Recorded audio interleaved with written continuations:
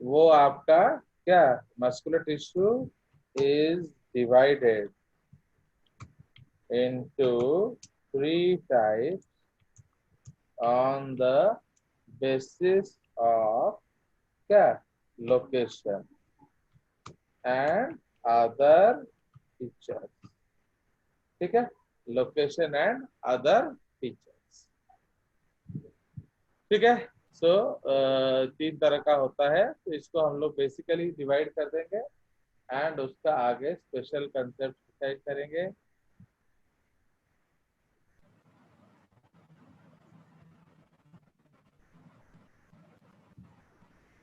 Okay, so out of the 3 tissues, the most important one is the skeletal tissue. Okay, so ये है आपका skeletal muscle. Okay, so this is your skeletal muscles. Fine. Now second one is called visceral muscles. Okay, visceral muscles. And the last one is called what? Cardiac muscle. Okay, the last one is called cardiac muscle. Fine. So the last one is called cardiac muscles. तो इसलिए according to location उसका अलग अलग नाम है। Now, so what are skeletal muscles? तो इसके बारे में हम डिस्कस करेंगे। Now, these muscles are associated, okay, with the skeleton and facilitate movement and locomotion of the body. So whenever we are discussing here, our main topic of discussion will always be what? Our main topic of discussion will always be humans. Okay? So these muscles are associated with the skeleton and and they facilitate movement and locomotion of the body. ठीक है, उसके बाद second point क्या है? They are voluntary. Okay, इसका मतलब क्या है? That is they are under the control of will and somatic nervous system. Okay, control of will का मतलब क्या है? ये हमारे कंट्रोल में है। Okay, so this is under our control and they are under control of will. Means आप अगर चाहो तो इसको हिला सकते हो, आप अगर चाहो तो इसको नहीं भी हिला सकते हो। Fine, so that is why it is called they are under control of will. ठीक है, now the entire muscle fiber is a cell. Okay, the entire muscle fiber is a cell. Okay, so okay, the entire muscle fiber is a cell. So it is long. Okay, ये सबसे लंबा out of the 3, ये सबसे लंबा होगा। It is longer of the 3। ठीक है, तो उसका जो एंटायर मसल है वो फाइबर है। Now since it's load is higher, समझ रहे हो, इसका काम बहुत ज्यादा होता है। Because you know that they have to move your whole body. For example you are 70 kilos, तो ये 70 किलो का लोड किस पे होता है? स्केलेटल मसल्स पे। बट आपका हार्ट कितना होता है? 150 से 200 ग्राम। एंड आपका जो ऑर्गन्स कितना होता है? Maximum 1 kg। तो समझ रहे हो, इसीलिए जो स्केलेटल मसल्स है उसका वर्कलोड ज्यादा है. तो since it's workload is higher, it is rich in what? It is rich in microfilaments. Actually आप सेल वेल पढ़े नहीं हो, तो ये आप कितना समझोगे मुझे मालूम नहीं है. So since its load is higher, it is rich in microfilaments. तो उसको हम लोग मसल लैंग्वेज में मायोफिलामेंट्स बोलते हैं. समझ रहे हो? तो मायोफिलामेंट्स जो है, myo means muscle, filaments. Okay, I will show you the photograph. So since its load is higher, it is rich in microfilaments. Okay, so or myofilaments that are made up of actin protein and supported by myosin protein. समझ रहे हो? तो इसलिए actin protein and myosin protein मिलकर ये muscle contraction करते हैं. Understand? तो this is the job. Fine. चलिए, तो तापर कौन हमें डिस्कस करिबा. तो ये हो गया. Now okay, it is also very rich in calcium ion as it helps in muscle contraction. Okay, these ions are stored in sarcoplasmic reticulum. Okay, these are rich in sarcoplasmic reticulum. उसको क्या कहेंगे? ER of muscle. ठीक है. तो जो muscle cells है उसका ER में हम लोग का ये होता है. ठीक है. कॉन्ट्रैक्शन. फाइन. तो it helps in muscle contraction. So these ions are stored in sarcoplasmic reticulum.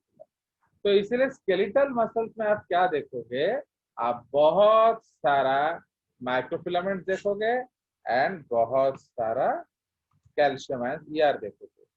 Now they have very less space for other organelles. 90% से ज्यादा तो आपने रख दिया माइक्रोफिलामेंट्स, तो और जगह कहाँ बच गया? दे have very less space for other organelles, comma, including the what? Mitochondria. Okay, including the mitochondria. So they mostly respire anaerobically. समझ रहे हो? So they are almost always in fatty. है कि नहीं? So they are almost always in fatty. Understand? तो समझ में आया कि नहीं? तो इसीलिए इनमें क्या होता है? एक तो माइटोकॉन्ड्रिया कम होता है. तो जब आपका माइटोकॉन्ड्रिया कम होगा तो क्या होगा?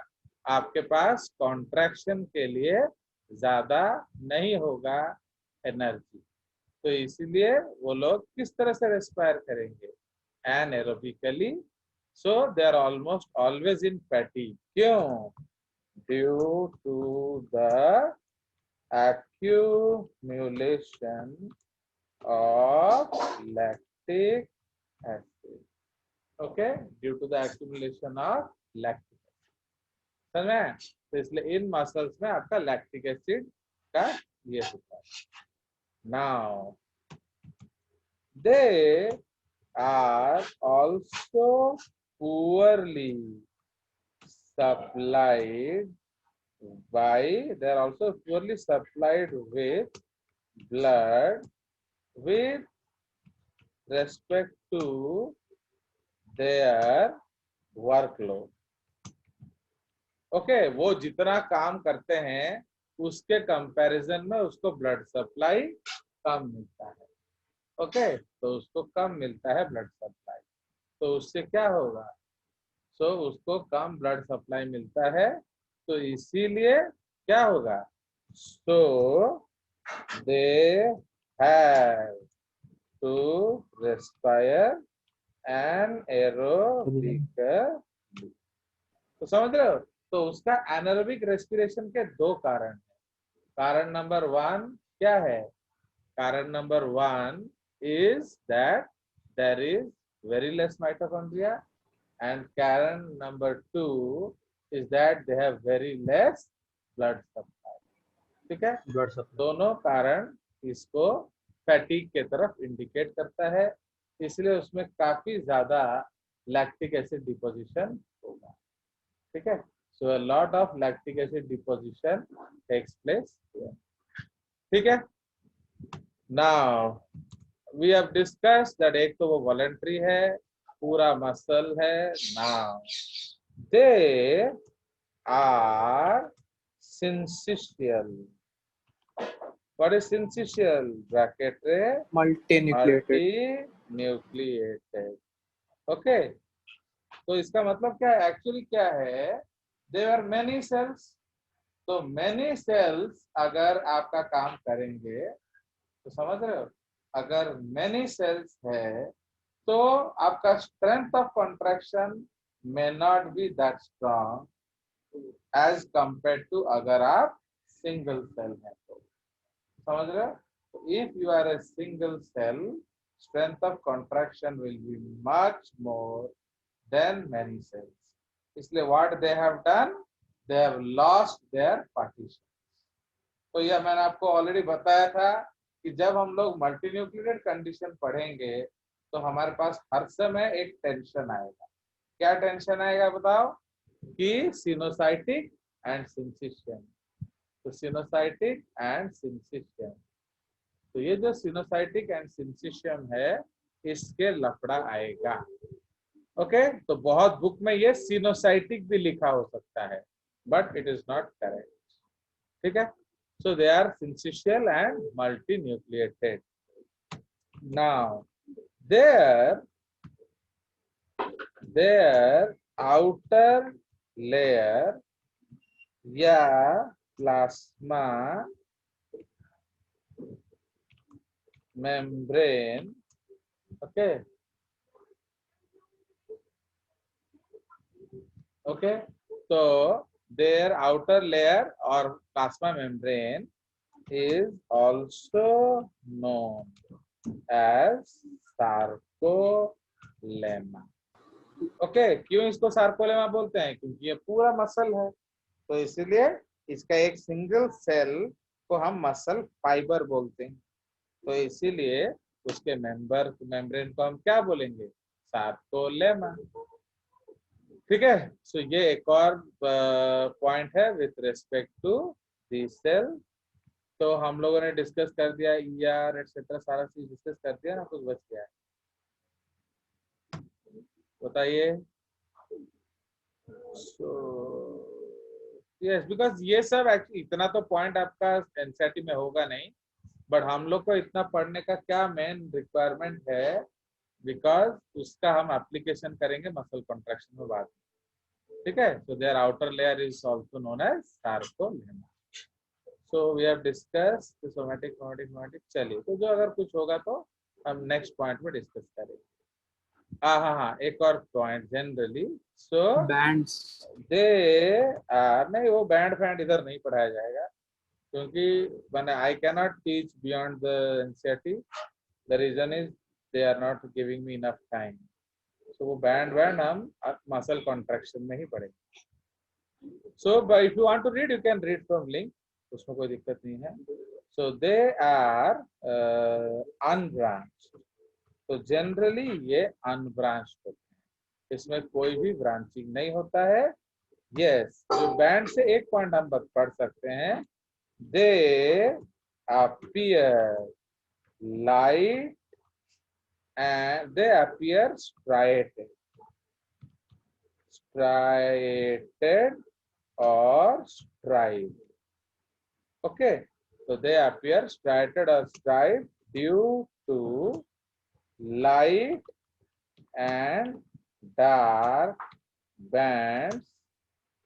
Okay, so they appear striated due to light and dark bands. तो इतना पॉइंट पढ़ा दिया ना कि अब जगह ही नहीं बचा है, तो क्या किया जाए? Okay, light and dark bands, bracket में आप लिख सकते हैं owing to actin, okay, myosin arrangement.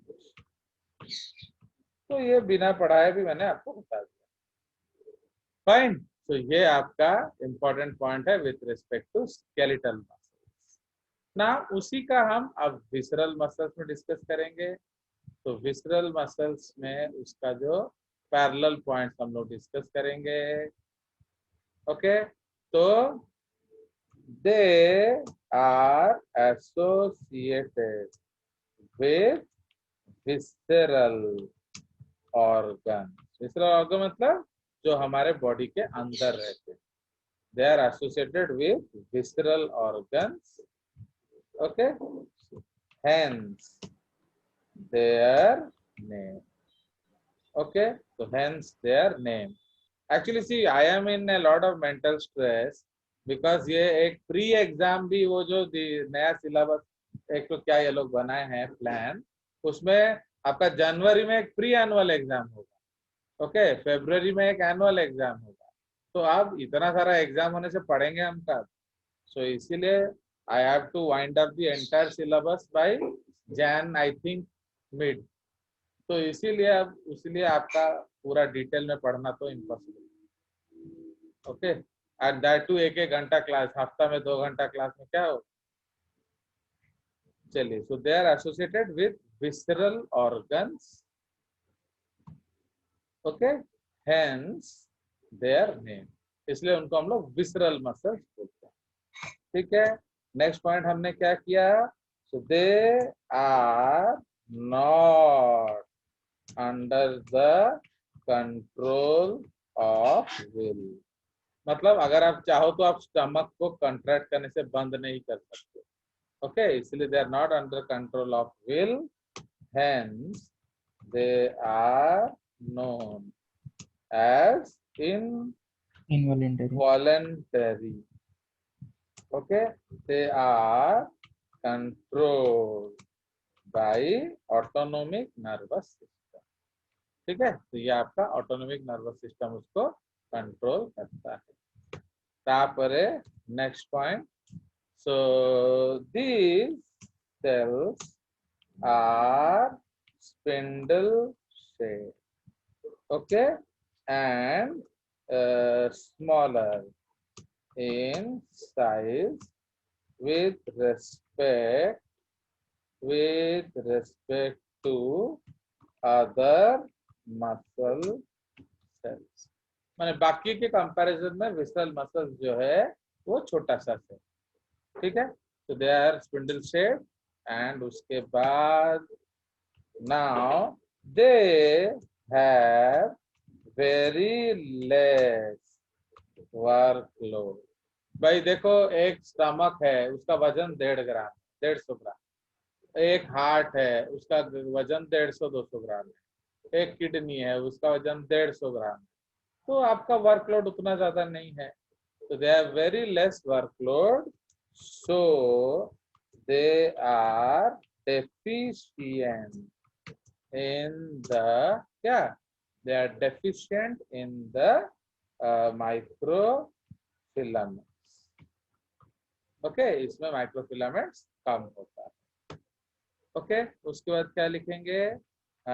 Source of calcium, okay, is ECF and ICF। तो दोनों जगह से आपका कैल्शियम का सोर्स आता है, बाहर से भी आता है एंड अंदर से भी आता है। इसके बारे में हम आगे भी डिस्कस करेंगे। सोर्स ऑफ कैल्शियम हो गया, ओके ना, उसके बाद नेक्स्ट पॉइंट इधर आ जाएगा। Okay, since they have since they have a lot of intracellular space, since they have a lot of intracellular space, comma, they have abundant क्या mitochondria. Okay, so they never fatty. Okay, तो उनके पास काफी mitochondria होता है, इसलिए उसमें कभी भी लैक्टिक एसिड एक्टिव नहीं होता। तो सो दे रेस्पायर लिख देते हैं, respire aerobically and hence never fatty. समझ रहे हो? तो इसलिए उनके पास काफी माइटोकॉन्ड्रिया होता है, इसलिए वो एरोबिकली रेस्पायर करते हैं। एंड सिंस ये एरोबिकली रेस्पायर करते हैं, आपका इस केस में क्या होता है, इस केस में आपको स्ट्रेस नहीं होता, फैटिग नहीं होता, लैक्टिक एसिड जमा नहीं होता। ओके, एक और रीजन है, they are richly supplied with blood. तो ये भी एक और कारण है कि वो स्ट्रेस नहीं होता। नाउ दे आर यूनिन्यूक्लियर, उसमें सिंगल न्यूक्लियस होगा। Okay, outer membrane is known as plasma membrane. ठीक है, तो आउटर मेम्ब्रेन को हम सार्कोलेमा नहीं कहते हैं, प्लाज्मा मेम्ब्रेन कहते हैं। क्लियर? सो उसको हम लोग प्लाज्मा मेम्ब्रेन या सेल मेम्ब्रेन कहेंगे। अंडरस्टूड? उसके बाद दे आर ऑल्सो अनब्रांच, ये भी अनब्रांच है। उसके बाद ओके, उसके बाद क्या आ जाएगा? Yes, they do not appear striated. Okay, striated, so called unstriped या स्मूथ। ओके, उसको अनस्ट्राइप्ड या स्मूथ कहते हैं। ओके, क्योंकि उनके पास बहुत कम जो है वो माइटोकॉन्ड्रिया जो माइक्रोफिलामेंट्स हैं। ओके, तो ये हमने विसरल मसल्स डिस्कस कर लिया। अब पैरेलल में यहाँ हम लोग डिस्कस करेंगे कार्डियक मसल्स। तो दे आर या they make the heart and the origin of the aorta close to the heart. Okay, तो aorta का मतलब क्या होता है? Large arteries. ठीक है, so they make the heart and the origin of aorta close to the heart. तो ये दोनों को वो बनाते हैं। ओके, सो देयर नेम, इसलिए उनका नाम पड़ गया क्या? So their name. Again, they are not controlled by will. Okay, so they are involuntary and controlled by ANS, autonomic nervous system. Now these cells are क्या? These cells are मैंने आपको सिर्फ जूलॉजी का ही प्रैक्टिस पेपर दिया है, क्योंकि मुझे तो स्कूल में बॉटनी से कोई मतलब नहीं है, तो इसलिए आप बॉटनी वाला पेपर आप सर से बोलोगे तो सर देंगे। ठीक है, तो I have given you only zoology papers. मैंने अभी आपको टिश्यू एंड एनिमल किंगडम का प्रैक्टिस क्वेश्चंस कुछ दिया है। Even I will share that in the WhatsApp group. Okay, चलिए. So these cells are, but जो Telegram group में I want all those people who are not giving test to be deleted. वरना क्या होगा, अगर दोबारा आपका टेस्ट बीच में कटा तो मैं आपको और कोई टेलीग्राम टेस्ट नहीं दूंगा. अंडरस्टूड? तो ये याद रखना, इफ आपका दोबारा कटता है तो never expect and don't tell sorry to me next. Okay, तो इसलिए आप ऑटो रेगुलेट हो जाओ. आप जानते हो कौन कौन नहीं दे रहे हैं, उनको उस ग्रुप में घुसाने का जरूरत. चलिए, so these cells are what? These cells are cylindrical. Okay, these cells are cylindrical. Okay, so and medium size means ये visceral cells से बड़े हैं and skeletal cells से छोटे. Now their workload is also very less, so they are deficient. Okay, so they are deficient in microfilaments. Actually जैसा आत्मन बोल रहा है, ये एक बहुत बढ़िया टॉपिक है, the huge topic, but again huge J C R T topic cannot be taught in school because of very less time. Okay, because हमें इमीडिएटली अभी बायोकेमिस्ट्री शुरू करना है, सब कुछ करना है ना. तो एंड फिजियोलॉजी में आपका, जूलॉजी में 6-8 चैप्टर्स हैं, तो इसीलिए तो हम लोग को हर चीज थोड़ा. अब आगे से आपको ये टाइप वर्जन भी नहीं मिलेगा, मेरे को हैंड रिटन लिखना पड़ेगा क्योंकि टाइपिंग में भी बहुत टाइम लगता है. ओके, तो हैंड रिटन करूंगा, ठीक है, तो वो जल्दी जल्दी भी हो जाएगा, कम कम पढ़ेंगे और क्या. So their workload is also very less, so they are deficient in microfilaments. Okay, so इसमें microfilaments की कमी होती है. Okay, now मैं वो नीचे वाला पॉइंट ऊपर ही लिख देता हूं, but still they are called striated. है कि नहीं? तो देखो, उसमें माइक्रोफिलामेंट कम था, वो स्ट्राइटेड नहीं था, बट इनको फिर आप क्या स्ट्राइटेड बोल रहे हो भैया? Can anybody tell? So but still they are called striated as they are multinucleated. नहीं नहीं नहीं. ओके, देख रहे हो तुम लोग, कालू का सब पढ़ लिए बट आता वजता कुछ नहीं है. But still they are called striated because Kalu का तो सिलेबस कब से शुरू हो गया है ना, स्कूल लेट शुरू हुआ है. हाँ बोलो. Dark and light bands.